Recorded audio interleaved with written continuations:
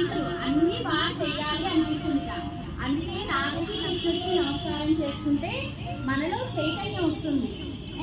మనకు అంత take video for everyone అదే గివ్ మై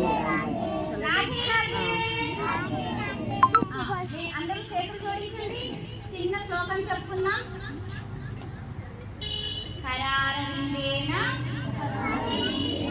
పదారవిందం ముఖారవిందే వినివేశయంతం వటస్య పత్రస్య కుటీశయాన బాలం స్మరామి హేమంత్ చెప్పండి.